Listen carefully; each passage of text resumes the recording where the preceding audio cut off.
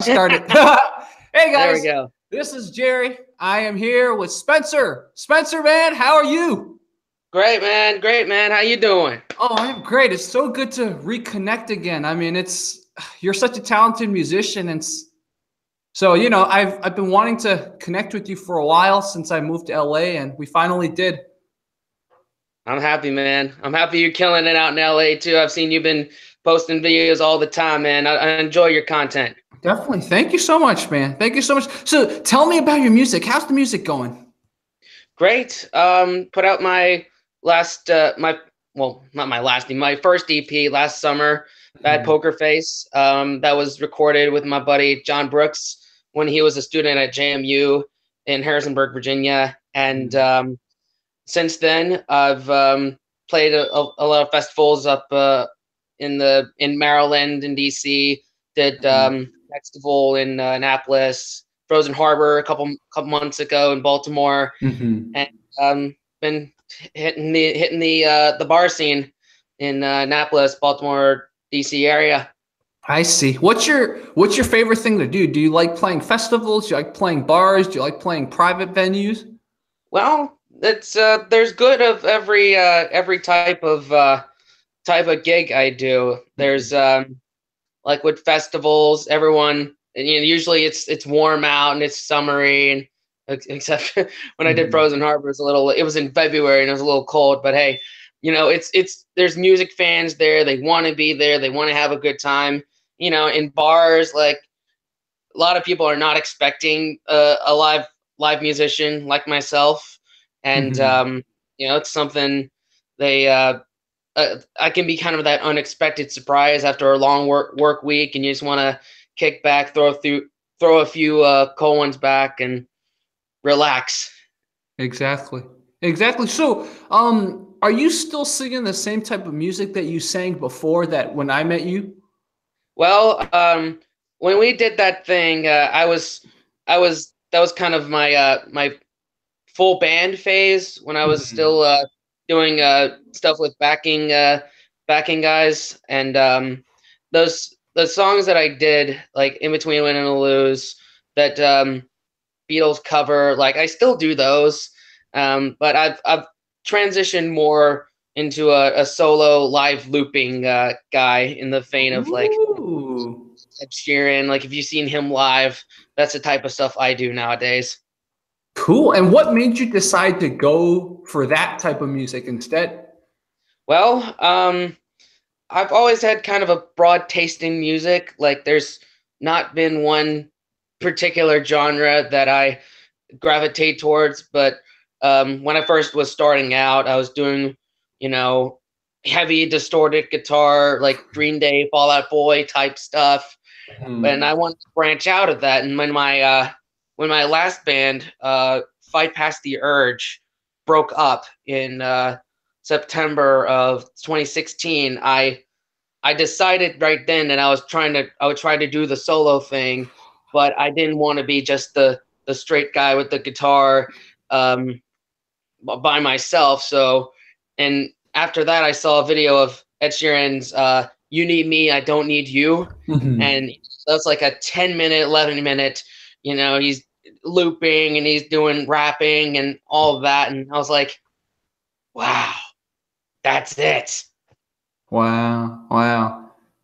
And my question for you is, what made you decide to do the EP? Was it just something that naturally came about, or you decide it was like a conscious decision to, okay, I got to expand myself?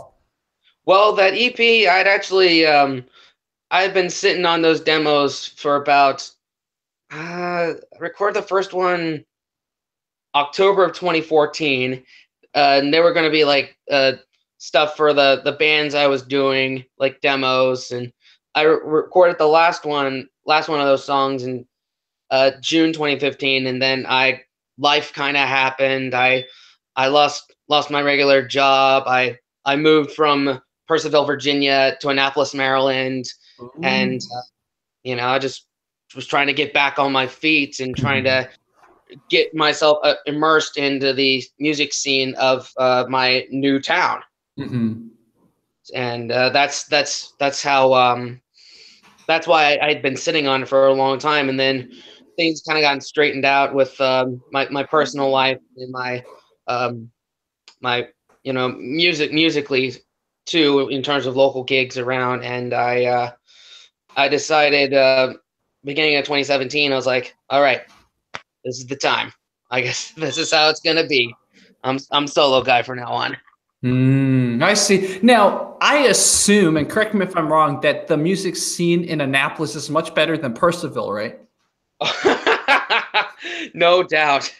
Percival is it's a typical suburban town, and people are commute there to all the way to work in like DC, and to because the housing is a lot more of it affordable out there. There's mainly like chains out there, not like mom and pop stores, and not local bars and things like that. Annapolis, that's more, it's a touristy town, and it's more the, I wouldn't say a small town feel, but it's more well knit community, and I that type of town helped me kind of break out of my shell a little more than I would have in a suburban town. Oh, I see. So in a way, it's good that you started smaller. Exactly, yeah. I mean, even before then, before I lived in Percival, I was in a much smaller town of Madison, North Carolina. It's like population of 2,000, 3,000, I think. So through the years, I've gravitated, gotten bigger in terms of places I live. They've gotten bigger and bigger and bigger. And as of right now, there's no plans to get any bigger than this in terms of where I'm living, but that I'll save that for the career. I see. Wow. So I did not know you lived in Madison, North Carolina. So how did it feel? You're slowly going less and less south. Oh man, big culture shock. It tends to be when you're living in such a small area, you don't know that the rest of the world exists. Like, you don't know that there is big traffic. You don't know that there are different types of people that don't talk in Southern dialects and don't look like this.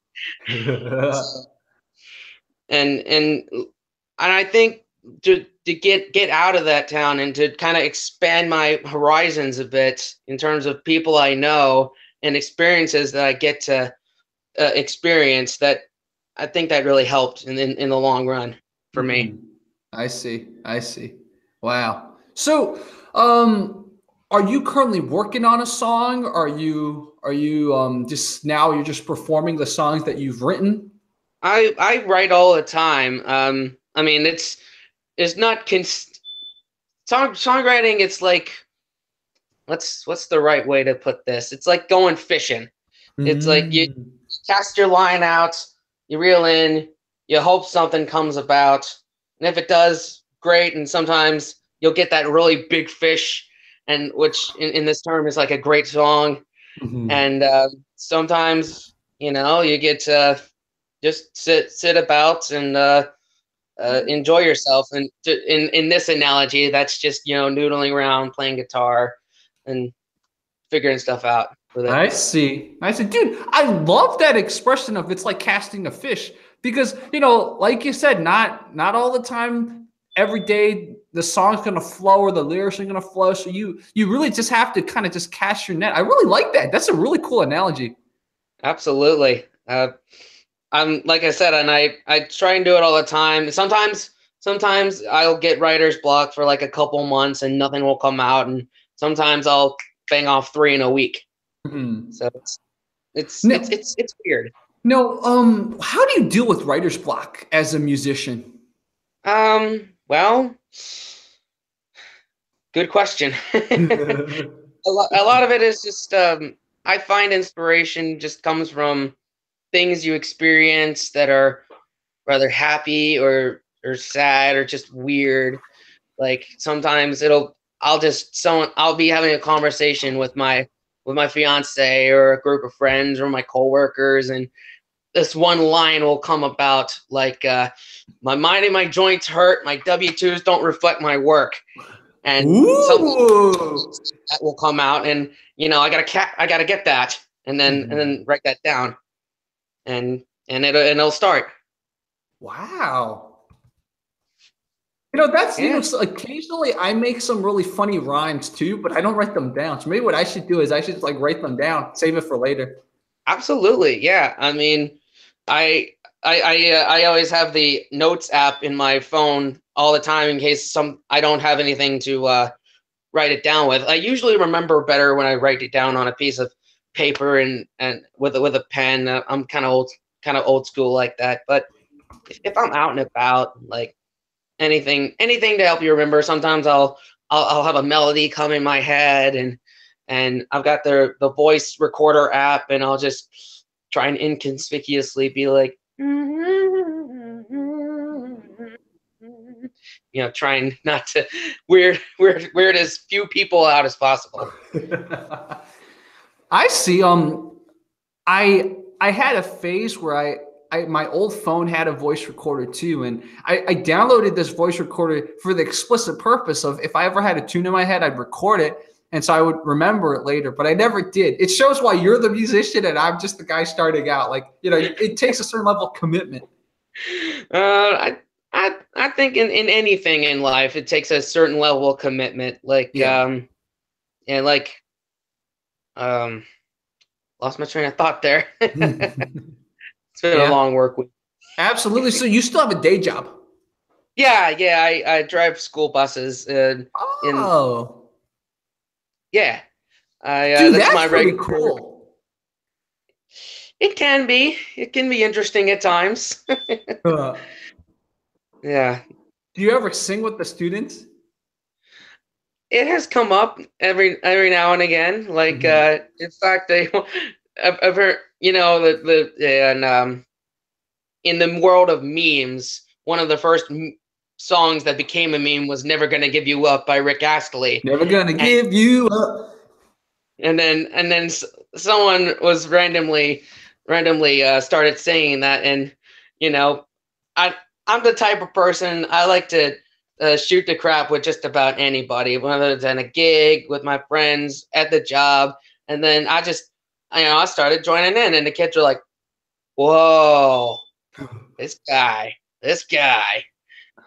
I see. I see. So then they're like, "Ooh, he's cool," or is that what they think, or they think something else? I am not cool by default. Just because I'm an adult and they're kids, it's always this kind of us versus them mentality about it. Just by Oh, default, you'll have moments, but at the end of the day, I'm still the uncool adult. I see. Now, what age range are your kids? All grades, all grades. I do 3 different runs. I do a high school run, middle school run, and elementary run. Uh, wow. So you get Yeah. to experience all of the craziness. Yeah. From little tots when they're just figuring out what they can get away with, to middle school when they think they're on top of the world, but their parents still take care of everything, and then up until high school when they're just like, you know what, I'm ready to just get out of here and do my own thing. Exactly. Wow. I assume your fiance is pretty supportive of your music, right? Yeah, and that's a rare thing to when you're trying to make a music career happen, and I've run into the whole "what are you doing with your life" thing with uh girls in the past. They're like, "What are you doing, man? This is a pipe dream." I'm like, "No, I've been working at this since I was 16." Mhm. That's Is that when you started taking voice lessons? I've been singing all my life. In fact, I was the inspiration for the "no singing at the table" rule in my house. And I started I joined my high school's men's chorus in my freshman year, and as a 15th birthday gift from, I think it was my grandparents that gave me an acoustic guitar, and it just sat in my room for like 2-3 years. And then it was my junior year when I had some friends that I thought were my friends just stabbed me in the back. I was feeling bitter about it. And then I didn't know what to do with myself. Then so I looked at the guitar and I picked it up, and then I played around with this riff that I'd been learning for a long time, and I just kind of wrote what I was feeling to it, and I was like, really? This is how you do it? And never looked back since. You want to share with us real quick that riff you wrote, if you remember? Yeah, sure. Yeah, I've got. While you get your guitar, let me get my charger just to make sure I don't accidentally the power doesn't go off on my computer. But yeah, get your guitar and I'll be right back. That would suck. All right, I am back with my charger.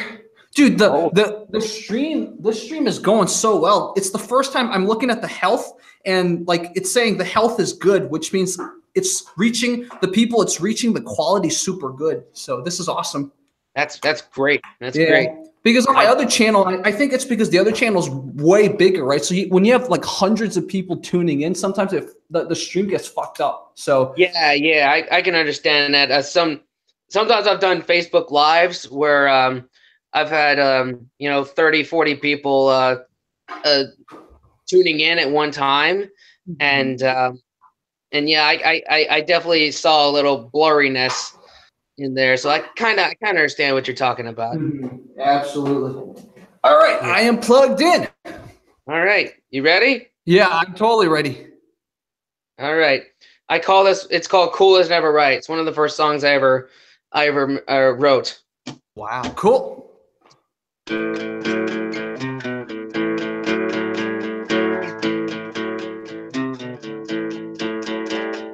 All this time, I thought we were friends.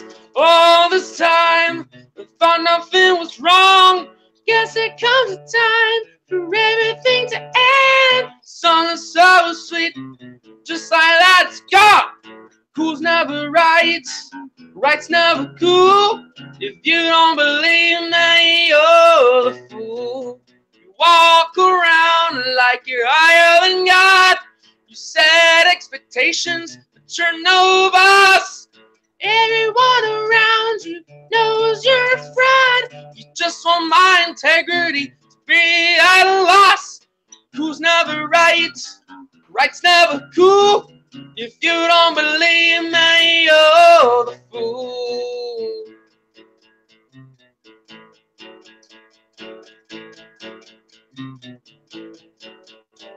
Now word of mouth spreads really quick.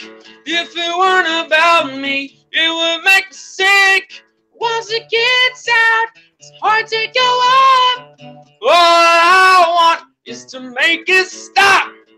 Cool's never right, right's never cool.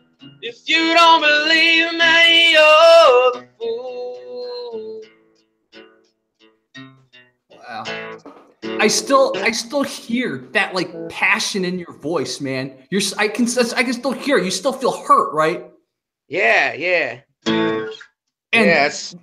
That's the beauty of music. It captures one's feelings so well. Like, you could talk about it with someone, or you could write about it, but like singing it out, it's another kind of language. Absolutely. I feel it's one of the greatest ways people can express themselves in a healthy way. Mm-hmm. Yeah. Absolutely. So okay, so you wrote this riff, you wrote the song, and then how did the music evolve from there? Well, I started to branch out into with chords and like writing songs about girls, because I hadn't really had luck with girls up until that point. Mm-hmm. And then it evolved to just anything anything that was in that stream that I was talking about earlier. Mm-hmm. I see. Now, here's my question about your voice. How did your voice get so your voice projects so well? So how did you do it? Well, I practice. You practice. A lot of practice. I mean, that's an easy way to say it. But no, I was starting out in choir and learning how to control it, and then my sophomore and junior year, I started doing musical theater, and there I learned how to take in a big breath of air and project very, very loud. And after I graduated high school and started to, try and go busking in places like Alexandria and Annapolis, sometimes you gotta project in order to, be heard. So it's it's a lot of practice, a lot of trial and error, a lot of losing your voice for a couple of days, Yeah. and then it comes to this. I see. Now, tell me about that song you sang to me back in 2015, the In Between a Win and a Lose. How did you come up with that song? Um, wow, one was a long time ago. Mhm. Came up with it. It's another girl one trying to get a girl to like me, but not actually approach them and try and do it that way. Mhm. Uh, that's the chord progression was kind of inspired by Oasis type things, Oh. like that song Wonderwall, that like you're holding these two fingers down and you're just changing these two fingers throughout, and there's a couple parts in there that I kind of took and swapped around and kind of made my own thing with it. I see. Very interesting. Okay. Yeah. So, after did you ever sing that song to her? The subject of the No, no. yeah. No, I came up with a better one. That's actually on it's on the Bad Poker Face EP called High Class Girl. Ooh. Yeah. So So, it's okay. Yeah, please, if you can, just share us a sample of that. sure. All right. I'll get it back up. Nice. Yeah. At first, it was kind of a slower type ballad, but it evolved into a more up tempo kind of Bruno Mars type thing. Here we go.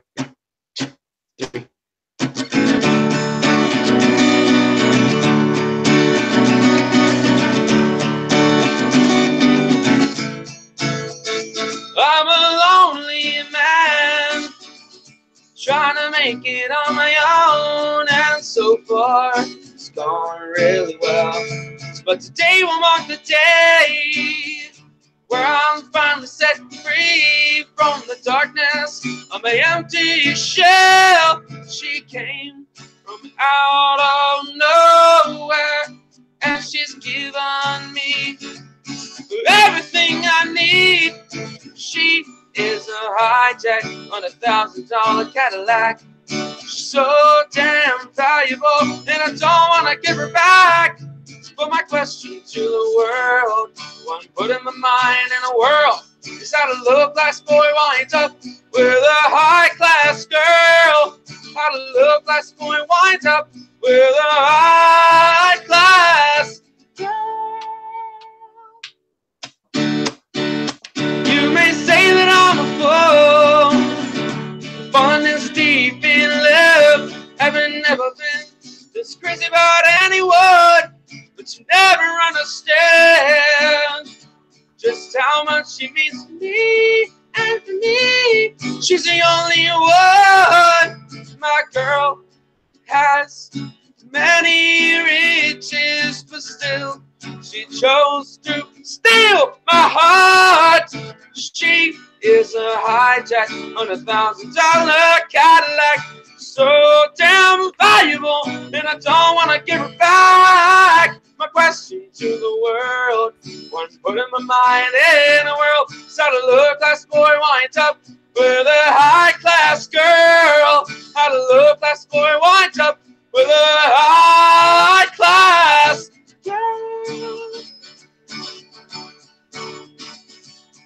Ooh.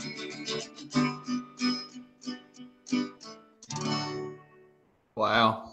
That's that's that's awesome. Fine. I love the concept because a lot of guys when they like a girl, they put her up on a pedestal. So they Yeah, think she's like all high class and they think they're not on par. So you really capture that feeling there.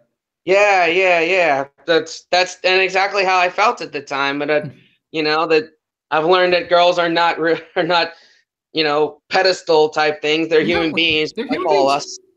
And Yeah, you approach it that way, you'll have a lot better success. exactly. So then we can naturally bridge into this question, which is how did you meet your fiance? Oh, get to say this. Um, I was playing a show in Baltimore with one of my old groups, the Record Machine, and that show didn't.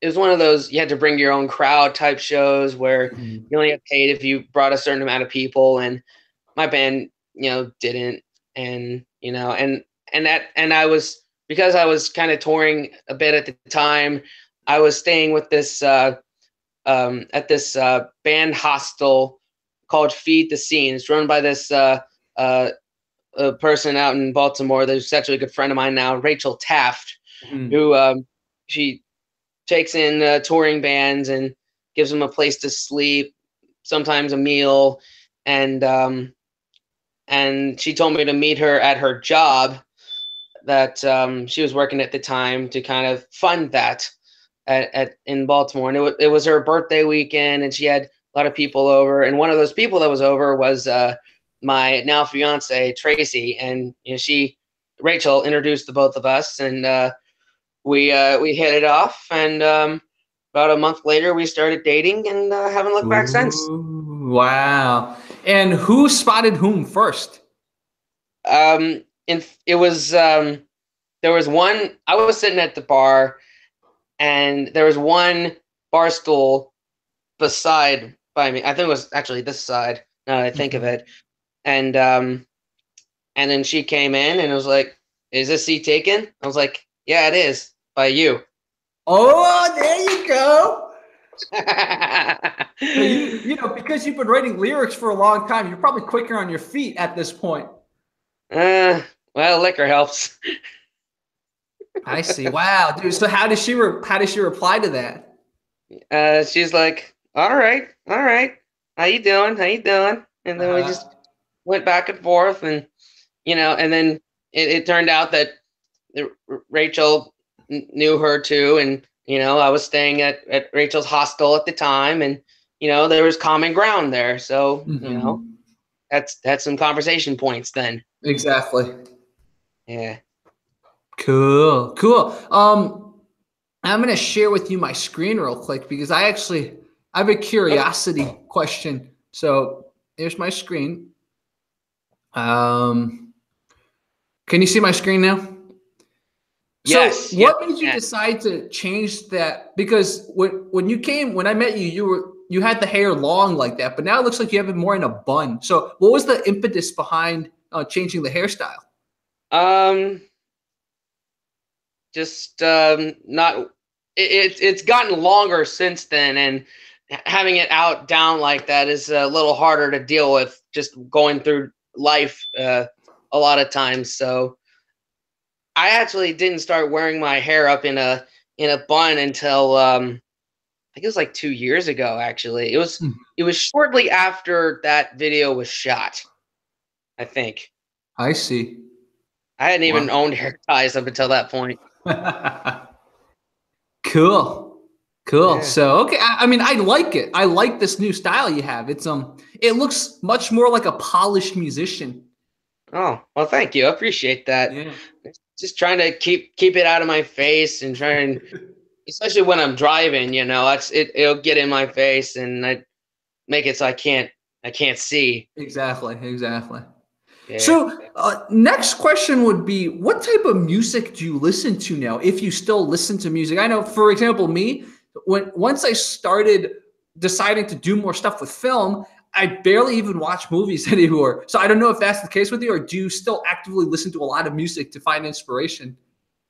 Oh yeah, all the time. I'm not sure if coming up with music and coming up with film are like it's different processes in terms of inspiration from others. I mean, a lot of times, people want to hear something that they've already heard with kind of a twist.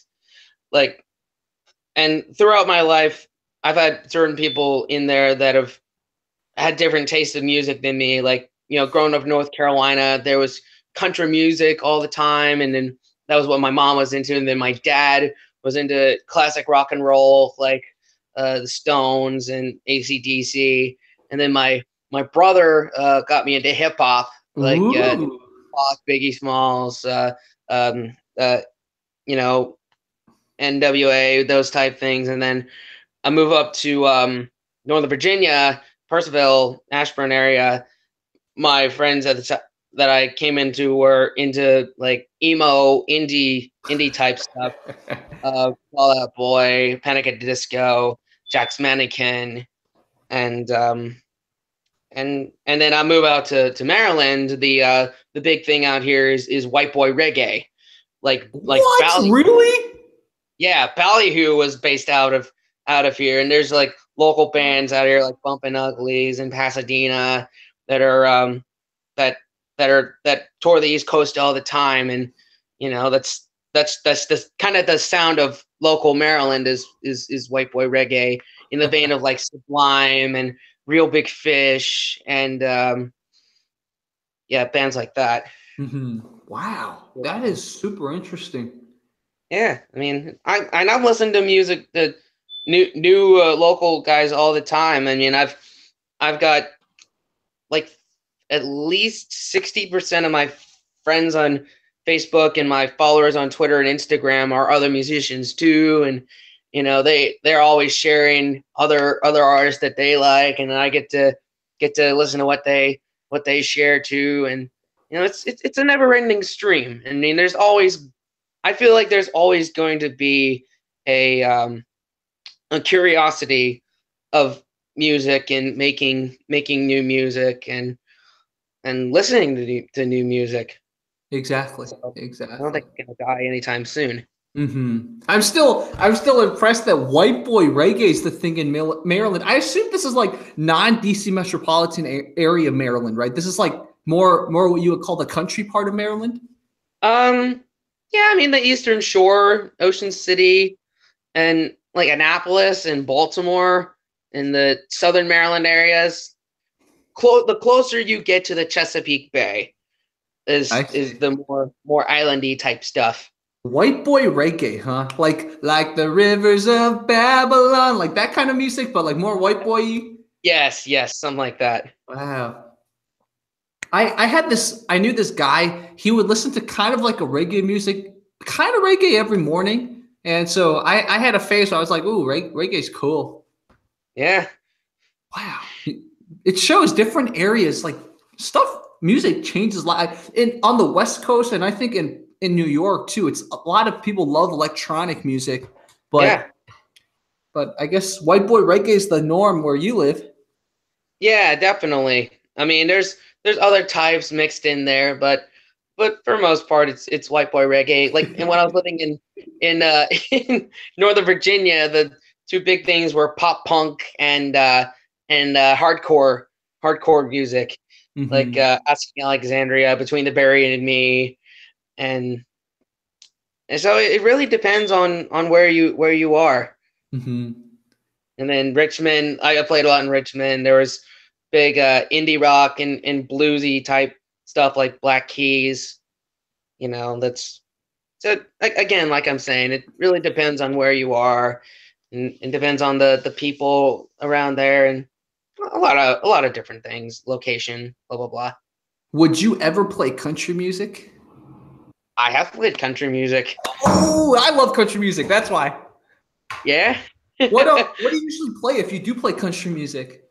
I've got artists. What goes over well these days in terms of covers is like Chris Stapleton, but I've got Garth Brooks and Johnny Cash and a couple of George Jones songs. So Zach, did I say Zach Brown? I don't know if I did. Not yet. Yeah, but yeah, those are a few that I got. I'm writing these down now. I've never heard of George Jones. I got to listen to him. He's Listen classic to the country, song. right? Yes, George Jones. Listen to the song "He Stopped Loving Her Today." And if you are not, don't have at least one tear in your eye, you are not a human. Okay, I'm gonna save that right now. George Jones, he stopped loving her today. Yes. Wow. I'm gonna put that in the chat section too, so anyone in the chat section can see. Do it. Do it. Wow. Dude, my favorite country song is Borrowed Angel. I don't know if you've ever played that song before, but I have not. that's what, if you ever play country again, dude, record it, like send it to me and I will promote it like crazy. I freaking love that song. Will do. Will do. Wow. The other question I had, and this naturally goes with performances, is what are some, maybe one or two really funny or crazy performance related stories you've had, whether it's, on stage, something crazy happened, or maybe off stage? Oh, this something happened recently. Last Saturday actually. I was playing a show in Tyson's Corner, Virginia, and it was a 3-4 hour show, and I was playing mostly covers, and this really drunk girl comes up. He's like, "Hey, can you play a picture by Kid Rock and Cheryl Crow?" Like, you're not even get it right. You're out of here. You're right. No. I want to sing. No. Like that's a common occurrence in those type of shows. People who want to who have had a little too much, and all of a sudden they think they can sing. They have this self entitlement, and they get pissed off whenever I tell them no, and then they'll blabber off to management. It's like, he's not letting me sing. I'm like, dude, that's not. I have he has no control over that. That's the guy playing. Yeah. Wow. So that's one type of crazy fan. Have you ever had a fan who like just didn't like your music and then like tried to make it really clear he or she didn't like your music? Oh, no, I've not yet. Not yet. I'm eagerly awaiting that day, and then I will just pretend that they don't exist. And I'll just keep going, doing my thing. I'm like, oh, there's another guy here? He's blabbing me off? Oh, I didn't even notice. Exactly. Well, let's knock on wood that doesn't happen. Yeah, knock on wood. Cool. What, do you play any other instruments? I do a little bit of harmonica, and I have played other people's bass guitars before, but those I'm not really I'm not very proficient in. Like, if you were to hire me as one of those type of players, you would be wanting your money back like right then and there. I see. Wow. So now you kind of have your own thing going. Have you thought about potentially getting another band together once you get more settled in Annapolis, or is the solo game more for yourself right now? Well, for the last like year or two, the solo thing has definitely been my go-to. Right now, I'm playing a few gigs with a duo partner, a guy named Gary Peresta. He's a bass player in a bunch of other local groups, like this Irish group called the Shamrogues, and then this islandy acoustic group called Guava Jelly. And he's been holding down the low end while doing these 3-4 hour shows. So that's been fun with him too. And he's like an older guy. He knows a little bit more about how things go about. Good guy to lean on. I see. Yeah. Wow. Cool. Well, okay. What do you have any plans to potentially do you ever do any tours? Like, let's say you go to like center of America, or go to the West Coast to perform. Have you ever done any of that? I did. It was in January of 2015, which quite frankly is one of the worst times to ever go out on tour because it's cold. No one wants to go out, but I did okay. Like, I played at the Milestone Club in Charlotte, North Carolina, the Camel in Richmond, and a Piano's Bar in New York City. I played there, and a couple. And also later this year, I'm going to be planning a week-long trip in Nashville, where I've got 3 gigs lined up, and I'll see what else I can get my music and myself into. I see. And what kind of, are you going to be performing the kind of music you perform now? Or I'm just thinking Nashville, I'm thinking country. Or are you going to perform country music? I mean, I may throw a country song in there, but I'll still be doing my own stuff because it's Music City. It's not, there's also a big scene for just singer-songwriters and for jazz artists, hip-hop artists. There's more music down there than just country. So makes sense. Yeah. Wow. Okay. I kind of want to hear you sing a country song if you're okay with that. Okay. Let's see. What can I do?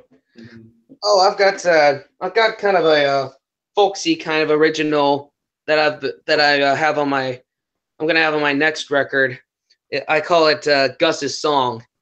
This one's about a person I met busking in Alexandria, and it turned out he was a homeless veteran that had been homeless since about 2009. Wow. And the recording I have of it right now has banjo and mandolin.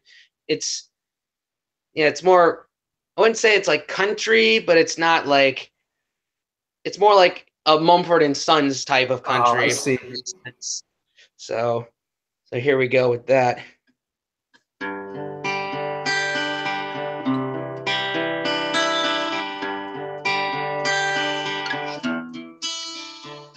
It was summer 2014. I went down to King Street, guitar in my hands. Locals and tourists put money in my jaw, said, "Kid, you'll go far." But my biggest fan was a man you call homeless, but I prefer to call him my good friend Gus. Said your music makes me feel alright. That's just what I need tonight. Music is my life. I've been roaming the country 'cause I ain't got no money. Ever since my wife said her goodbyes, young folk like you help to shine the light. The flicker of a flame that is my faith in mankind. After my set was complete, I offered Gus a bite to eat, 'cause he hadn't eaten any days. We walked to a cafe down by the waterway. We ate and talked of life. No Gus served the USA. I've been roaming the streets from 09 to today. Said everything would be alright if I wasn't home in Maine tonight. I'd take back my life. No longer serve a country that only cares about money. They come to find my wife, done said her goodbyes. Every single day I'm less inclined to make my days better. I lost my faith in mankind. Wow. Couldn't stand to see old Gus out on the streets another day. Knew I could have stayed with the money my guitar made. So I looked Gus right in the eye, said something to his surprise. Don't suffer another day, but you're on a train to Maine. With tears in his eyes, said thank you, son. Said say no more as we headed to the station. Everything will be alright. You're gonna be home in Maine tonight. You'll take back your life. No longer serve a country that only cares about money. You come to find your wife. Done said her goodbyes. Before we got on this train, he hugged me one last time. Said, I can't thank you enough. You restored my faith in mankind. Wow. Wow, dude. I love it. I love it, man. Thank you very much. And how long did it take you to write this song? That one in particular, maybe 2 hours. It just kind of poured out of me after it happened. I came home after that happened, and I couldn't go to sleep, so I just kind of started picking around and wrote everything down, and there it was. Mm-hmm. Wow. Yeah. Do you know what happened to Gus? I actually haven't seen him since that fateful day. Mm-hmm. Yeah, it makes sense. Yeah. Wow. So my last question would be, where do you see yourself? Where do you see this music going? Do you want to one day be a professional musician and just play all the time? Or do you see this kind of always as a side thing? Well, the goal is to make it a full-time thing. The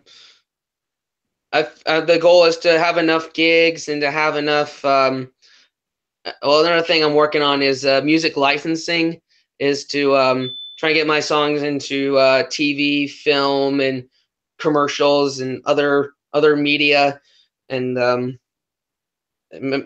try and earn a living that way too, and like I said, playing out all the time. And if I can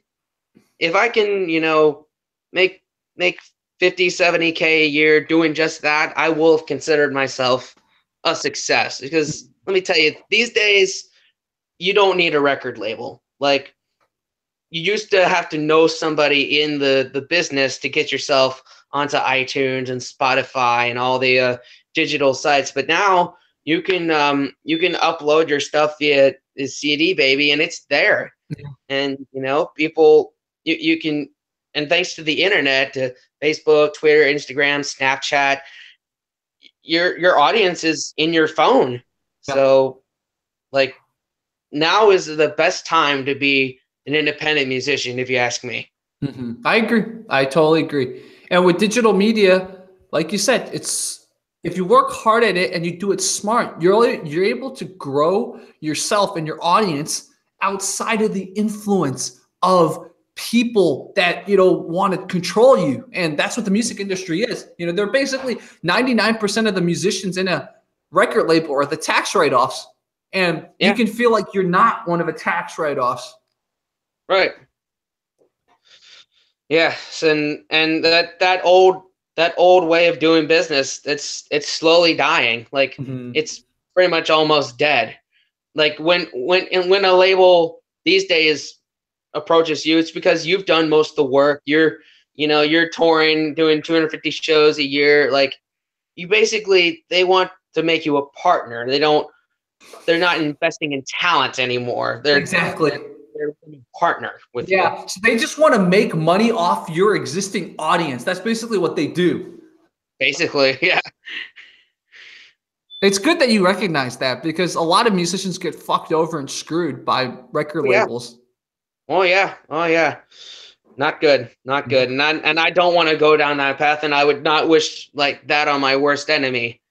To make for a record label to cut you a check for $1 million, you go and make your record and it flops, and then you're in the hole for so much money. Like, that's a nightmare. And then you're stuck with the label for a long time, and then you can't even get out of it. And then they won't keep funding you to make stuff. So you're literally stuck and you can't make music. Right. And that is something I don't wish that on anybody. Yeah. Wow. So I like what you're doing. And one day, man, if you come out to LA, I will be there to listen to you. Awesome. I will. That's definitely in the plans for the next couple of years. So yeah, I will take you up on that. That's awesome. And Spencer, another thing I wanted to ask is, do you guys ever go to karaoke night and you just dominate? Does that ever happen? Well, I actually can't remember the last time I went to one. I mean, I'm not opposed to it, but I actually can't remember the last time I went to one. There's a couple of karaoke places in Annapolis, but it's again not something I seek out. Exactly. Makes sense. Makes sense. Yeah. Cool. Well, I think this is a good place to stop. For those of you who watch this now or watch this later, probably most of my audience is going to find this later since this current Jerry Sings channel isn't that popular yet. But I will link Spencer's social media. I'll link his YouTube channel. I'll link his Facebook so you guys can tune in. And, he does a lot of cool live shows and everything. So for those of you watching or will watch later, Spencer's cool, man. Spencer's awesome. Thanks. Jerry's cool. Jerry's cool. Thank you so much, man. And Spencer, since I have your email now, I will send you some stuff that could potentially make your YouTube channel get more audience. Some stuff that's worked for me in the past that could help you. All right, I appreciate that. Yeah. You took the time to do this interview with me, so I will give back like always. Of course. Thanks, Jerry. I appreciate that. Definitely. So everyone, this was Spencer Joyce. Do you ever go by Spencer Thomas Joyce or just Spencer Joyce? Spencer Joyce, Spence, asshole, all that. Love it, man. Thanks again, Spence. Thank you, Jerry. Awesome. Take care. Talk to you next time. Talk to you next time. We'll see you. Yeah. Bye-bye. Bye now.